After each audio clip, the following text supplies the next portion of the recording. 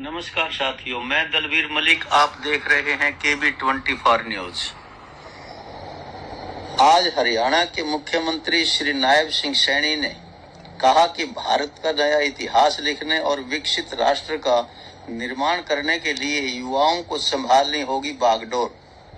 मुख्यमंत्री नायब सिंह सैनी ने interstate youth exchange programme 2025 के समापन समारोह में 23 राज्यों के युवाओं से किया सीधा संवाद। मुख्यमंत्री ने प्रदर्शनी का किया अवलोकन। 23 राज्यों की सांस्कृतिक विरासत से कुरुक्षेत्र में नजर आया लघु भारत। मुख्यमंत्री नायब सिंह सैनी ने कलाकारों और अधिकारियों को किया सम्मानित। मुख्यमंत्री नायब सिंह सैनी ने कहा कि भारत का नया इतिहास लिखने और वर्ष 2047 तक विकसित राष्ट्र का निर्माण करने के लिए युवा शक्ति को अपने हाथों में देश की बागडोर संभालनी होगी। इसके लिए युवाओं को देश के मूल्यों, संस्कृति और विरासत के साथ जुड़ना होगा।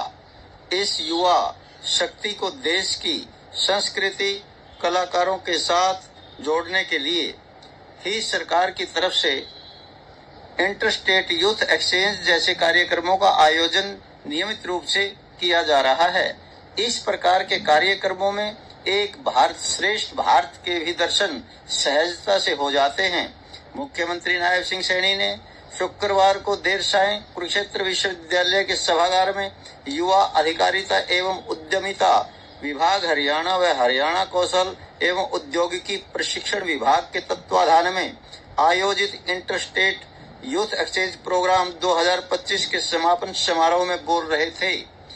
ब्यूरो चीफ कुलभूषण शर्मा के साथ कुरुक्षेत्र से वरिष्ठ संवाददाता दलवीर मलिक की रिपोर्ट। आइए सुनते हैं हरियाणा के मुख्यमंत्री श्री नायब सिंह सैनी क्या कहते हैं। और अगर हम देखें इन 11 वर्षों के अंदर 2014 से पहले ये भारत दुनिया की 11वीं आर्थिक शक्ति था और वो भी हिचकोले ले रही थी। आदरणीय मोदी जी के नेतृत्व में और उनके कुशल मार्गदर्शन में ये दुनिया का चौथा आर्थिक मजबूत शक्ति में रूप में आकर के खड़ा हो गया है। आदरणीय प्रधानमंत्री जी का ये संकल्प भी है कि ये तीसरी आर्थिक शक्ति बनेगा और उस दिशा में काम हो रहे हैं।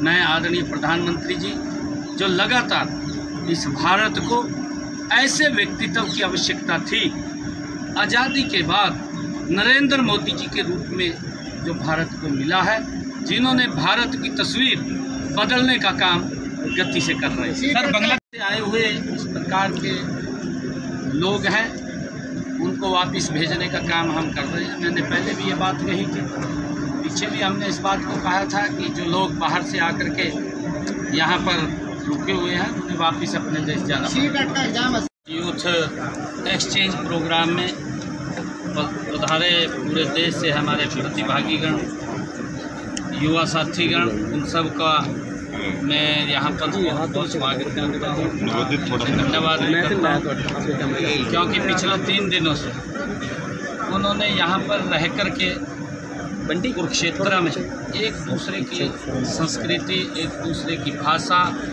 और एक दूसरे के कल्चर, सांस्कृतिक को उसको समझने का और नज़दीक से जानने का इस प्रोग्राम के माध्यम से अवसर मिलता है। संज्ञान लिया जा रहा है और जो भी विषय सामने आएगा और जो भी वो दोषी व्यक्ति हैं उनके खिलाफ कड़ी कार्रवाई की जाएगी। कोई बख्शने का सवाल नहीं।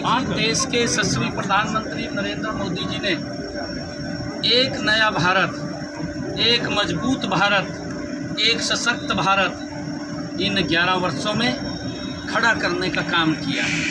प्रधानमंत्री जी का जो संकल्प भी है कि ये भारत 2047 तक ये विकसित राष्ट्र बनेगा। और अगर हम 11 वर्षों में देखें, आदरणीय मोदी जी के नेतृत्व में इस भारत ने गरीब के घर तक सुविधा लेकर के पहुंचने का काम किया है। इन 11 वर्षों में नरेंद्र मोदी जी ने लोगों के जीवन को सरल सुगम करने का काम किया है। भारत माला के तहत देश को जोड़ने का काम